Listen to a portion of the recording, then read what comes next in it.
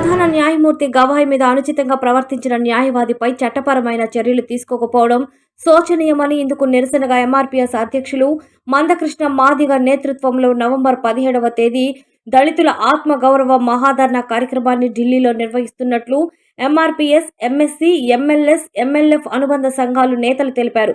రెండు రాష్ట్ర ప్రజలు అధిక సంఖ్యలో పాల్గొని జయప్రదం చేయాలని కోరారు. వైద్య శాఖలో తొలగించిన వారిని ఉద్యోగాలకు తీసుకొని పక్షంలో ఉద్యమం చేస్తామని ప్రకటించారు. ఈ కార్యక్రమంలో డాక్టర్ వైకే విశ్వనాథ్ మాదిగ, శ్రీనివాస్ మాదిగ, ఉదయకృష్ణ మాదిగ, అంబేద్కర్ మాదిగ, పాపయ్య, జానకి, మాలకొండయ్య, సుజాత తదితరులు పాల్గొన్నారు.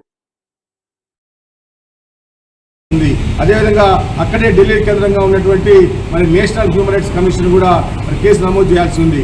అలా అన్ని ప్రభుత్వ సంస్థలన్నీ కూడా ఏవైతే ఎన్ఫోర్స్మెంట్ ఏజెన్సీస్ ఏవైతే ఉన్నాయో అవన్నీ కూడా వెంటనే కేసు నమోదు చేసి అతన్ని కస్టడీలోకి తీసుకొని మరి శిక్షించాల్సిన అవసరం ఉంది. రోడ్డుకు మనము నడుస్తూ వెళ్తున్నప్పుడు ఎడవైపు వెళ్ళాలనేది ఒక నియమం, ఒక రూల్ అది. కానీ కుడివైపు వెళ్తే మరి ఏదైనా జరిగినప్పుడు అది కేసు కూడా మరి కట్టడానికి అవకాశం లేనటువంటి పరిస్థితి ఉంటుంది. కాబట్టి అంటే రోడ్డుకి ఎడమవైపు వెళ్ళాలనేది ఎంత నియమమో అదేవిధంగా మరి చట్టంలో కూడా ఏ చిన్న తప్పు జరిగినా కూడా ఇమీడియట్గా కేసు కట్టాలనేది కూడా అంతే నియమం. కానీ అంత చిన్న ఉదాహరణ మీకు నేను చెప్తా ఉన్నా. కానీ ఈరోజు వ్యవస్థలన్నీ కూడా విఫలమైనవి. వ్యవస్థలు ఎందుకు విఫలమైనవి? అదే స్థానంలో ఒక ఉన్నత వర్గాలు చెందినటువంటి ఎవరైనా ఒక బ్రాహ్మణుడు కానీ ఉన్నత వర్గాలకు సంబంధించినటువంటి వాళ్ళు ఉంటే ఈరోజు ఎప్పుడో కేసు కట్టి దేశవ్యాప్తంగా దాన్ని ఆందోళనకరంగా తీసుకొని ఉద్యమం చేసేవాళ్ళు. కానీ అలాంటి పరిస్థితి జరగలేదు. ఎందుకంటే జస్టిస్ బిఆర్ గవాయ్ గారు ఒక దళితుడు కాబట్టి ఈరోజు దేశమంతా కూడా మరి నిశ్శబ్దంగా ఉంది. దళితులకు మరి జరిగినటువంటి అవమానాన్ని ఏ ఏజెన్సీలు కూడా తీసుకోవడం లేదు. అందుకనే ఈరోజు గౌరవశ్రీ పద్మశ్రీ మందకృష్ణ మాది గారి నాయకత్వంలో మేము మొన్ననే 1వ తారీఖు నవంబర్ 1వ తారీఖున మాది దళితుల ఆత్మగౌరవ మహాప్రదర్శన అని చెప్పని హైదరాబాద్లో మరి బ్రహ్మాండంగా నిర్వహించిన విషయం మీరు కూడా చూశారు. ఈ సందర్భంలోనే ఏదైతే మరి దక్షిణాది రాష్ట్రాల్లో హైదరాబాద్ కేంద్రంగా ఈరోజు మా ఆత్మగౌరవ ప్రదర్శన చేశాం.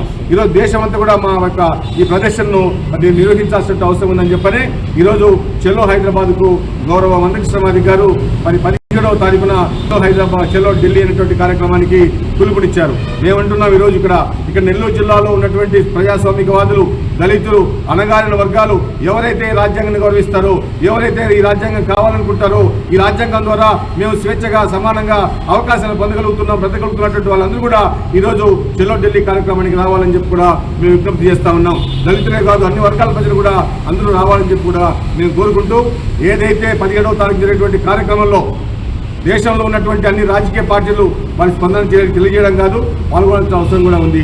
అదేవిధంగా దేశంలో ఎన్నో రాజకీయ పార్టీలు ఉన్నాయి, ఎన్నో దళిత పార్టీలు ఉన్నాయి. ఈ దళితులకు సంబంధించిన నాయకులందరూ కూడా ఈరోజు పార్టీలలో మరి ముఖ్యమంత్రిగా ఉన్నటువంటి వాళ్ళు కూడా ఉత్తర భారతదేశంలో ఉన్నారు. మేము వాళ్ళందరికీ విజ్ఞప్తి చేస్తూ ఉన్నాం. అంటే అక్కడ ఉన్నటువంటి గౌరవ జస్టిస్ గవాయ్ గారిపై దాడి జరిగితే కేవలం కఠిన వరకే పరిమితం అవుతారా? అక్కడ ఆత్మగౌరవం అనే విషయానికి మీరు ఎందుకు తీసుకోవడం లేదు?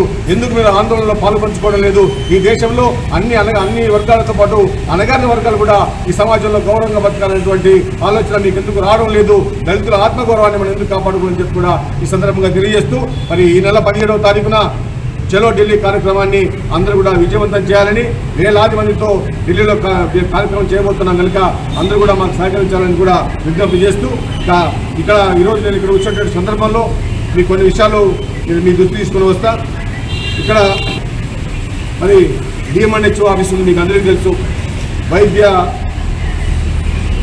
విధాన director of medical and health officer ఇక్కడ ఒకటి ఉంది. దానికి ఒక అధికారి కూడా డిఎంఎన్హెచ్ఓ గారు ఉంటారు. అయితే ఈ సందర్భంగా నేను తెలియజేస్తుందంటే ఇక్కడ దళితులకు ఎక్కడ ఉన్నా కూడా అవకాశాలు పొందలేని పరిస్థితి, ఉన్న అవకాశాలను కూడా వాళ్ళు అనుభవించలేని పరిస్థితి, అవకాశాలను కూడా పొందగొట్టేటువంటి పరిస్థితి ఇక్కడ ఈ నెల్లూరు జిల్లాలో కనపడతా ఉంది. ఈరోజు నేను దృష్టి తీసుకొని వస్తూ ఉన్నా. ఏకీకరణ 2000 సంవత్సరంలో వచ్చినప్పుడు అది అమలు జరుగుతున్న సందర్భంలో ఆ సందర్భంలోనే మరి ఈ రాష్ట్రంలో అప్పుడు ఉమ్మడి ఆంధ్రప్రదేశ్ రాష్ట్రంలో 20,000 ఉద్యోగాలు ఆ రోజు మీకు వచ్చిన విషయం మీకు తెలుసు.